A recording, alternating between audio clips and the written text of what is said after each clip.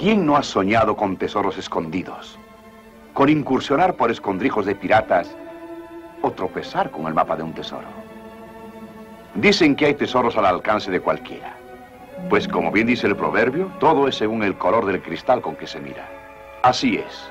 El mundo ofrece un inagotable cofre de tesoros para quienes quieran verlos.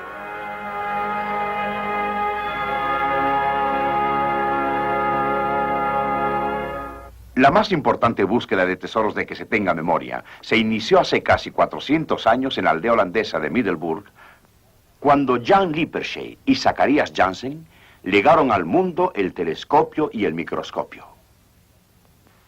Galileo fue el primero en escrutar la inmensidad de los cielos con el telescopio, rompiendo las cadenas que ataban al hombre a la Tierra y liberándole para discurrir por ámbitos extraterrenos.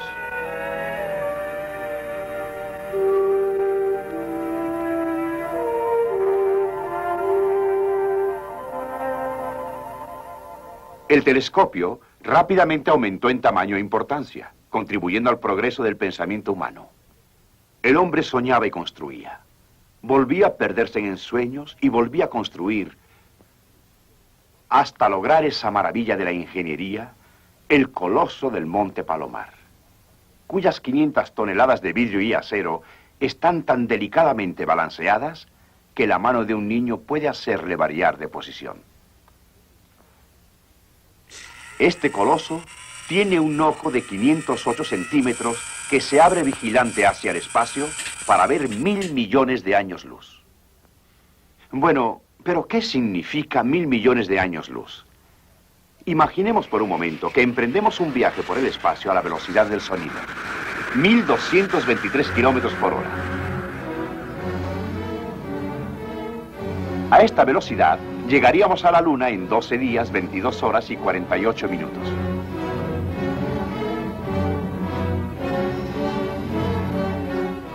Para arribar al Sol necesitaríamos 5.040 días, es decir, casi 14 años. Pero para alcanzar la estrella más cercana, tendríamos que viajar día y noche durante 3.800.000 años. Y si continuáramos a la misma velocidad, otros 75.000 millones de años, por fin lograríamos tocar los límites de nuestro universo o Vía Láctea. Desde este estratégico punto, podríamos observar a través de la inmensidad del espacio un minúsculo y brumoso objeto. Aquí tendríamos que abandonar nuestro avión de propulsión a chorro, montar en un rayo de luz y hendir el espacio en un vuelo 1.000.000 de veces más rápido que la velocidad del sonido. O sea, aproximadamente unos 300.000 kilómetros por segundo. Tras de viajar a la velocidad de la luz 1.000.000 de años más, nos encontraríamos en otro universo compuesto por 100.000 millones de estrellas.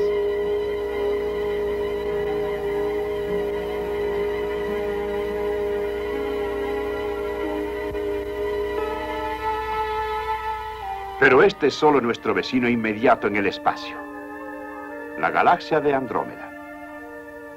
Estos otros sistemas galácticos o universos parecen ser muy semejantes al nuestro.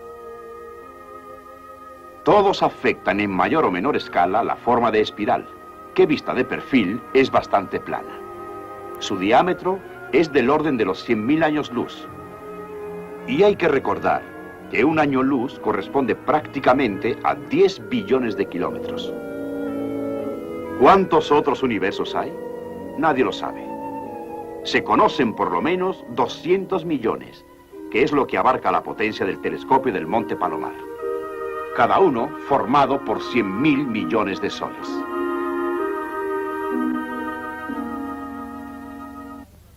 Los hechos descubiertos por el telescopio abrumaron al hombre, haciéndole sentirse insignificante. El mundo que le parecía tan vasto era solo una mota. Y el hombre, pues solo un microbio que se arrastra sobre una mota de polvo cósmico. Una cosa parecía cierta. El hombre era demasiado pequeño para que Dios se ocupara de él. Resulta peligroso saber las cosas a medias. Si un hombre no despega la vista del telescopio, su mente se deforma llenándole la cabeza de absurdas ideas. Porque lo que se ve en el telescopio es solo un universo a medias. Es interesante saber que el telescopio y el microscopio nacieron al mismo tiempo y en la misma población holandesa. Pues cuando Jan Lippershey fabricaba el primer telescopio, Zacharias Janssen, al crear el microscopio, rasgaba el velo del fabuloso mundo de los seres infinitesimales. Antes, hace miles de años, Job dijo: ¿has entrado tú en los tesoros de la nieve? ¿Tesoros en la nieve? Sí, tesoros de incalculable belleza, tesoros de arte, únicos e inapreciables, y sin embargo al alcance de todos. ¿Y qué tesoro hay más preciado que el de una sana diversión como la clásica batalla de nieve?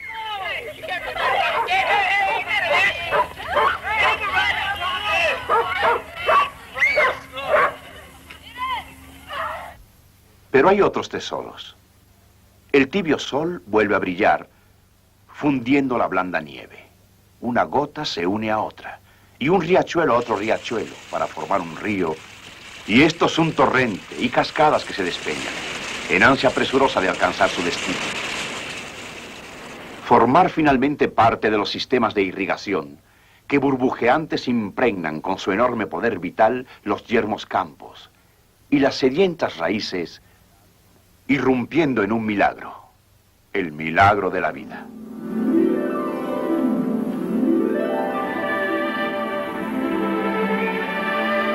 Has entrado tú en los tesoros de la nieve. Tesoros que son dádiva exclusiva de Dios y no primicias de la ingeniosidad del hombre. ¿Estar Dios demasiado ocupado para cuidar del hombre? Nada más ilógico e ingrato que ese pensamiento cuando nos rodean por doquiera los milagros que brotan de la benignidad de su mano. ¿Se esconde algún tesoro más en la majestuosa belleza de la nieve? ¿Un tesoro que se muestre solo a los que con cuidado observan? ¿Celoso de ser visto únicamente por los que van en pos de la verdad? Sí, y vale más que todo el oro y las joyas tan preciadas del hombre.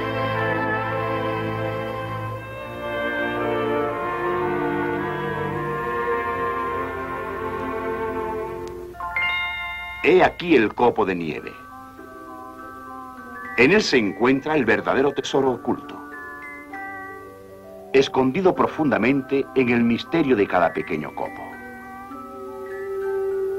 La perfecta expresión del tesoro de sabiduría y comprensión de nuestro Dios. ¿Cuántos copos de nieve existen en la ladera de una montaña? Nadie puede siquiera enunciar una cifra tal. Dios podía haberlos producido en serie como una informe masa. Y sin embargo se esmeró en hacer de cada uno una misteriosa maravilla, única, diferente y perfecta variación sobre el mismo tema hexagonal. Posiblemente con el propósito de revelarle al hombre el cuidado infinito con el que vela hasta por el más nimio objeto. ¿Qué puede importarle a Dios el hombre? ¿Cómo puede no importarle?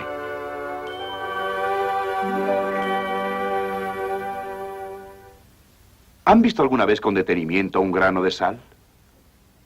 Este granito está compuesto de miles de millones de partículas tan extremadamente pequeñas que si amontonáramos 1 millón de ellas ni siquiera veríamos el montón, aún en el microscopio.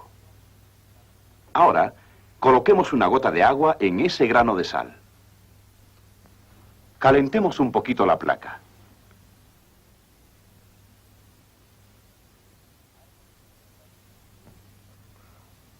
Algo le sucede al grano de sal. Diríamos que se está disolviendo. Millones de esas ínfimas partículas invisibles se están separando del grano de sal y mezclándose con las moléculas de agua, haciendo que el grano de sal desaparezca. Pero ahora, conforme se enfría la placa portaobjetos, cambiemos a un lente de mayor aumento. Cuando el agua se ha enfriado lo suficiente, surgen, como de la nada, infinidad de diminutas gemas. Se unen nuevamente millones y millones de invisibles partículas de sal para formar cristales microscópicos. Un tesoro que emerge de una cosa tan común.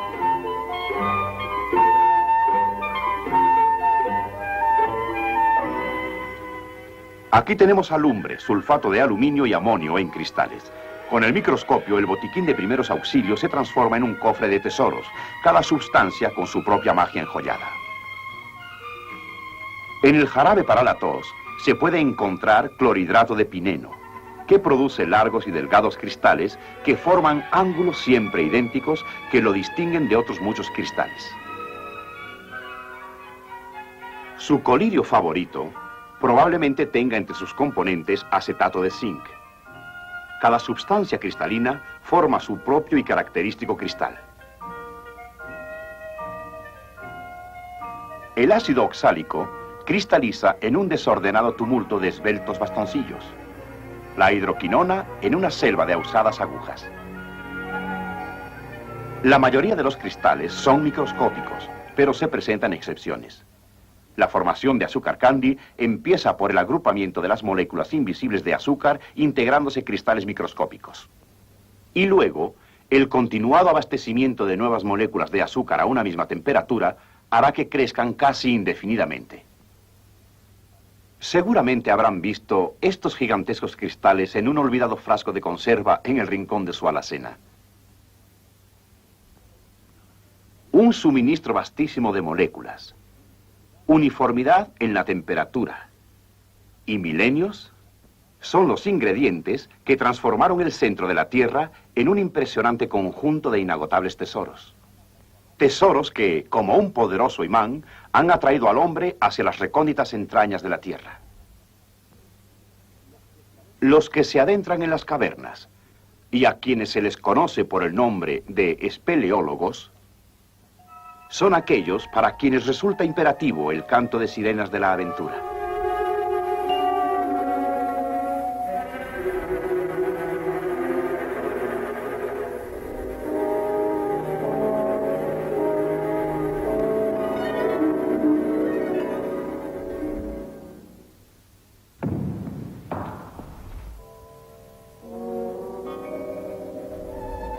No los seduce el oro, sino el esquivo anhelo de saber, de penetrar en lugares hasta entonces nunca hollados, de adentrarse en lo desconocido.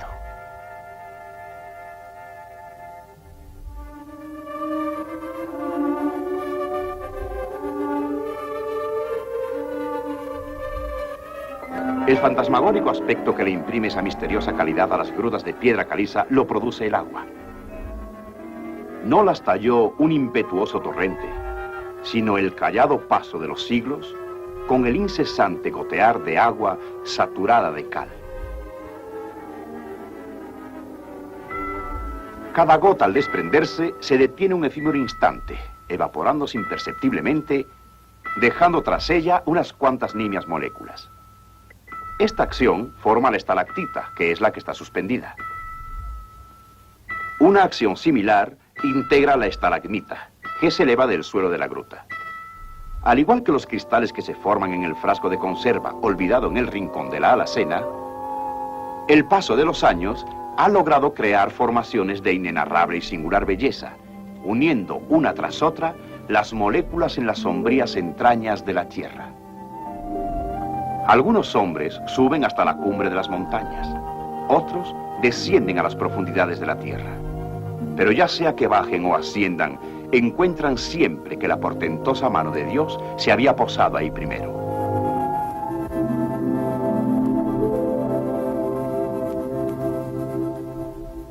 Desearía ser los partícipes de una para mí maravillosa experiencia. El crecimiento de cristales microscópicos observado con luz polarizada. Tomemos una pizca de trional. Cubrámosla con una placa. Luego calentemos hasta que se funda, dando una fina película de líquido. A continuación, observemos ese líquido en el microscopio.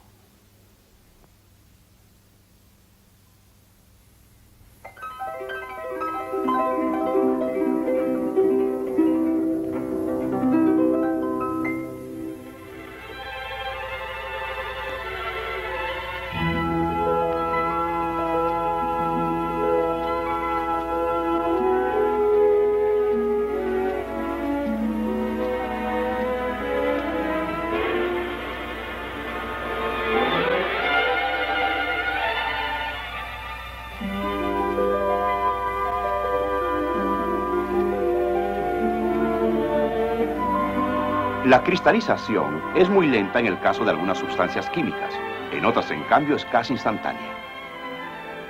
Y todas son diferentes, porque las moléculas invisibles lo son también.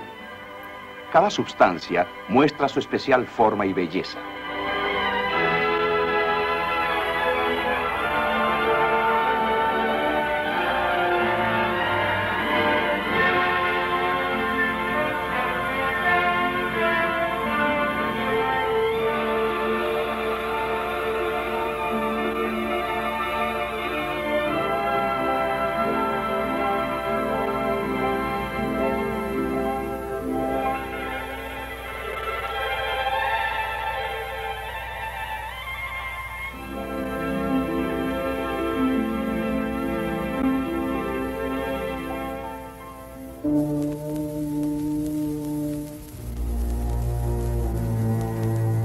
El desierto es un solitario lugar, abandonado de Dios, decimos a veces.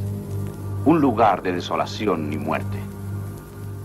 El viejo gambusino ha envejecido en estas llanuras calcinadas en la búsqueda de tesoros, siempre con la esperanza de hacerse rico un día. Y sin embargo, día tras día, sus plantas han hollado un incalculable tesoro que ni por asomo supondría ahí. Un tesoro recién descubierto por el perseverante y minucioso ojo de la ciencia. Las microscópicas florecillas del desierto. Plantas de barriga se denominan. El nombre no es precisamente elegante, pero sí es apropiado, pues Dios las concibió para hombres grandes. Hombres lo suficientemente grandes para reconocer de barriga y cara al suelo el inmenso cuidado que Dios pone en lo infinitamente pequeño.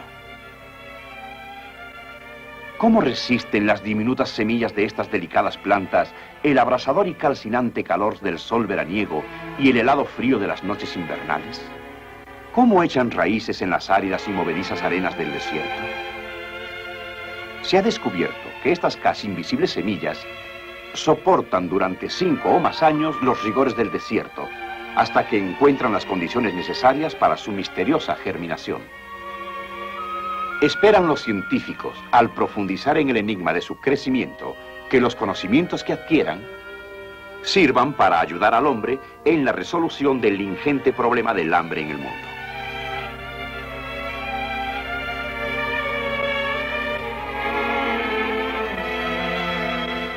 ¿Abandonado de Dios? De ninguna manera. Mientras miriadas de maravillosas plantas levanten hacia el cielo sus corolas en mudo testimonio de la solicitud de Dios hacia lo pequeño. Parece imposible que 150 años hubieran transcurrido después de la invención del microscopio antes de que a alguien se le ocurriera ver el interior de una gota de agua. Después de todo, ¿qué podía haber en el agua sino agua? El moderno microscopio dista mucho de los primitivos instrumentos hechos a mano. Pero con una mirada retrospectiva, podemos retroceder al momento en el que Antonio van Leeuwenhoek escudriñó por primera vez el interior de una gota de agua. Presa de gran excitación, se dio cuenta de que había descubierto un mundo totalmente nuevo. Un mundo de tremenda pequeñez, de criaturas que desde los principios del tiempo vivieron, se reprodujeron, batallaron y sucumbieron sin que el hombre se apercibiera de ellas. A un escéptico mundo le anunció su hallazgo, la existencia de animalejos, como él los denominó, que vivían en el agua. Más de ellos en una sola gota de agua que habitantes en toda su tierra natal. Muchos son organismos unicelulares, es decir, su cuerpo entero está compuesto por una sola célula autosuficiente, extremadamente compleja, que cuenta con todas las funciones de locomoción, asimilación de alimentos, reproducción. Una minúscula célula que de alguna manera alberga todo el portentoso misterio de la vida. La amiba, el fantasma del mundo microscópico. Durante años, esta asombrosa criatura unicelular ha excitado la imaginación de los impasibles hombres de ciencia. Expande su pared celular en la dirección hacia la que desea ir, y así fluye abriéndose un misterioso paso por el camino de la vida. Una burbujita de protoplasma dotada misteriosamente de vida. Rehúye los productos químicos dañinos, al igual que la luz intensa. y busca alimentos que sostengan su vida. El protoplasma. ¿En cuál de todos los universos del espacio puede haber un misterio más inescrutable que el misterio de la vida?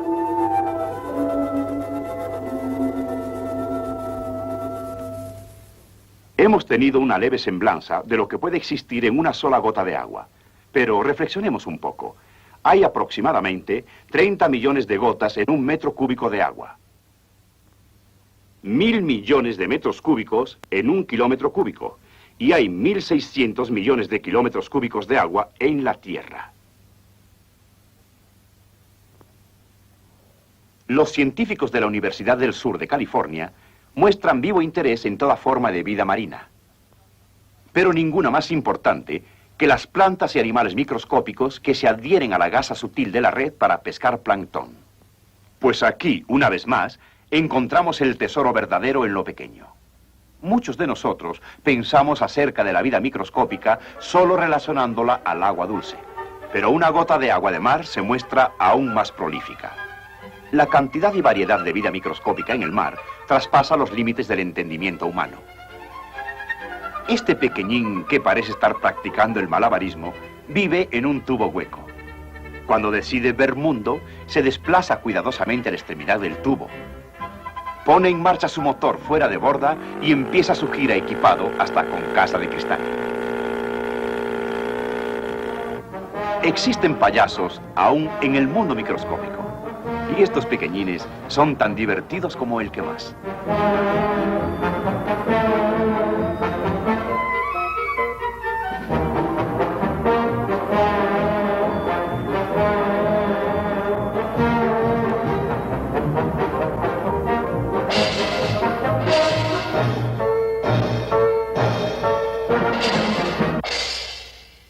El fondo del océano es el museo del mundo microscópico. Pues es ahí en donde incontables miriadas de criaturas que en otras épocas vivieron dejaron la fabulosa huella de su existencia. ¿Lodo negro y viscoso? Sí. Pero el microscopio nos revela pequeñísimas partículas de exquisita belleza. Las criaturas que una vez habitaron los reales vestíbulos de estas mansiones microscópicas las erigieron con sustancias que encontraron en el mar. Las diatomeas construyen sus casas de sílice, diminutos castillos de vidrio natural, tan pequeños y perfectos que se utilizan para probar la calidad de los lentes microscópicos de gran aumento. Hay más de 10.000 variedades de diatomeas, y cada una de ellas utiliza un diseño diferente para construir su casa. Estas son diatomeas vivas. Se encuentran en aguas dulces o saladas, pero abundan en forma increíble en el mar. Cuando la diatomea muere, la casa vacía se hunde hasta el fondo del océano.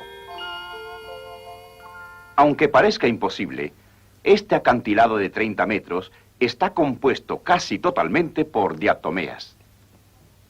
Un dedal lleno de tierra diatomácea contiene más de 14 millones de diatomeas. ¿Cuántas diatomeas caben en la cuchara de una pala mecánica? Si alguien tratara de contarlas, los números perderían todo sentido. Y recuerde, cada una de ellas fue en otros tiempos un ser vivo y objeto de la solicitud de Dios. Una vez, esta área estuvo cubierta por las aguas de una ensenada. Aguas en las que las diatomeas vivieron y se reprodujeron en cantidades fantásticas. Cuando murieron, sus minúsculas casitas cayeron al fondo, dejando un depósito casi exclusivamente de diatomeas de unos 64 kilómetros cuadrados y 420 metros de profundidad. El Dios que puede formar una galaxia de 100.000 millones de soles incandescentes y lanzarlos al espacio, tiene que ser un Dios de poder infinito. Pero un Dios que crea organismos minúsculos, los dota de ingenio y habilidad arquitectónica para construir estas mansiones microscópicas, debe ser capaz de solicitud infinita por los seres pequeños.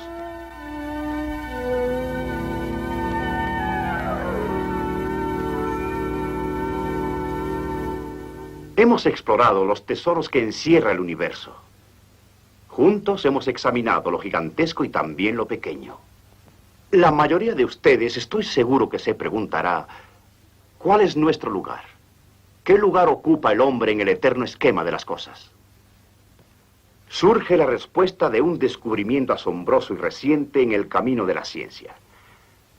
Si colocáramos un objeto, el más pequeño conocido, una partícula subatómica, que llega a medir bastante menos que 1/1000º de milímetro de diámetro, en el extremo de una gráfica.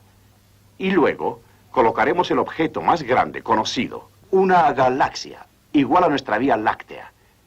En el extremo contrario, encontraríamos que un hombre de tamaño normal se situaría en el centro exacto, o sea, en medio del camino entre lo infinitamente grande y lo infinitamente pequeño. Supongo que un matemático llamaría al hombre el término medio del universo. ¿Le concierne a Dios el hombre? La pregunta parece un poco tonta ahora, ¿no es así? Desde luego que sí. Si Dios no se preocupara, en ese momento dejaríamos de vivir. Pero la solicitud de Dios se extiende más allá de nuestro ritmo respiratorio y cardíaco, a la necesidad vital. Viendo la Biblia comprendemos que Dios quiere en esencia preservarnos para la felicidad por toda una eternidad. En la Biblia encontramos también que Él ha provisto en forma amplia y maravillosa para todos nosotros. Porque de tal manera amó Dios al mundo que ha dado a su Hijo unigénito para que todo aquel que en Él cree no se pierda, mas tenga vida eterna. ¿Qué tesoro vale más en la vida? El conocer a Dios. No solo en calidad de autor del universo, sino como Padre Celestial nuestro y Salvador personal. Este inapreciable tesoro está al alcance de su mano. Basta extenderla con fe y asirlo.